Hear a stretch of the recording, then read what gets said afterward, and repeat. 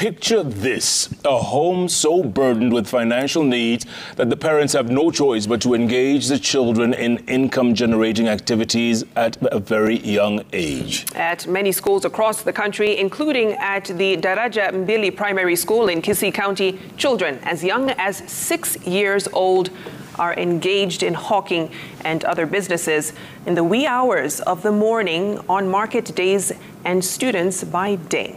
Citizen TV's Brenda Mulinya for weeks has been following the sorry state of these students within schools in Kisii Town and brings us their stories.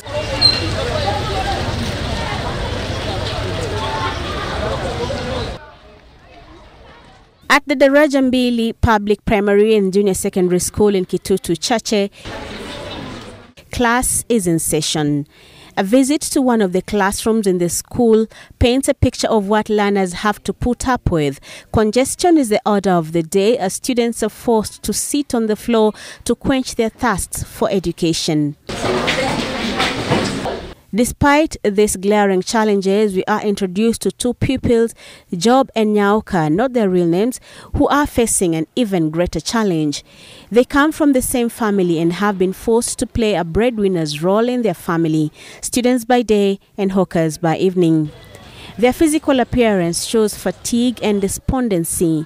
This could be because on Mondays and Thursdays, they are usually absent from class to help their parents hawk paper bags within the adjacent market. Saa 11 nikitoka shule naenda Daraja na mfuko nauza, napata pesa napelekea baba wangu. Nauzanga hata 100 na hiyo 100 hata tuone kitu tunaweza fanya cha maana.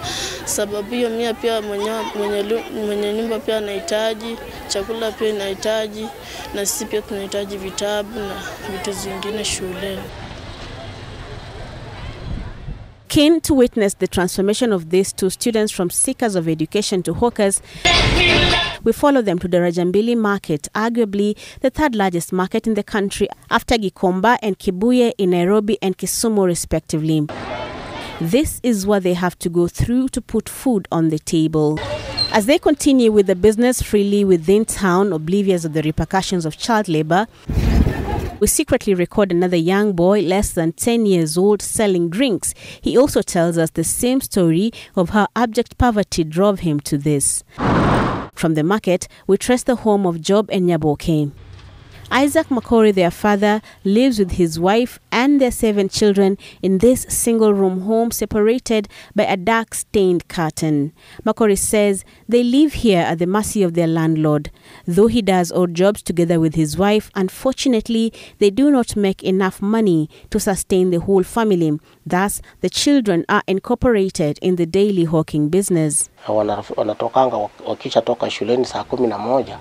Ndio wanaenda pale kwa soko siku ya soko wanaenda wanaomba viazi pale, alafu ikifika kama saa 12 hivi wanakuwa wamerudi nyumbani. Wanakuja wanalia njaa, tunashindwa kuandika, tunashindwa kufanya kitu yoyote kwa sababu wanalala na njaa.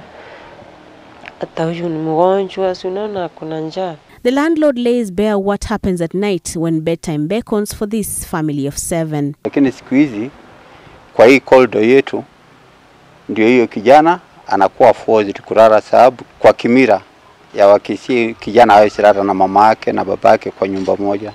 Sasa analala hapa kwa corridor. In fact, there are family wako na shida mingi na sijawahi kuona family kama hii. Optional learning. Back at the school, the teaching staff make us aware of another challenge that they face as they are at times forced to go out of their way to provide food for destitute children. That option is not sustainable due to the soaring student numbers. Most of our learners, even though the government is supporting them, but majority, they are not able to afford things like sanitary towels, and most of them come to school without meals.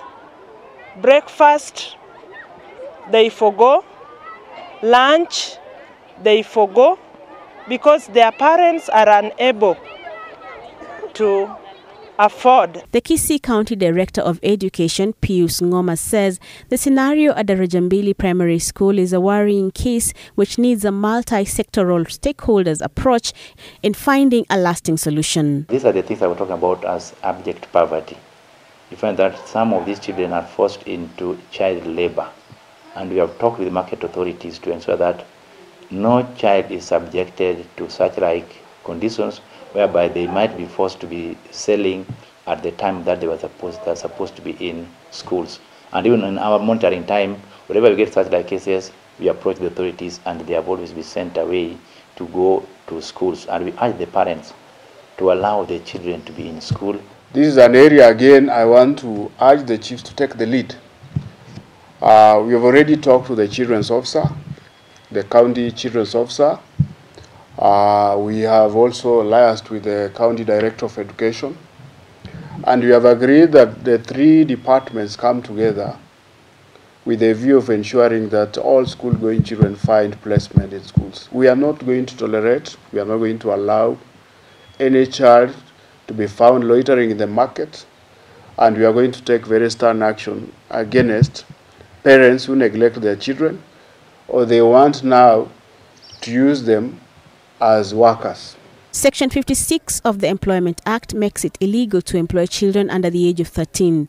Children between the ages of 13 to 16 can be employed in light work, while those between 16 and 18 are considered unemployable. Not to involve kids in their businesses.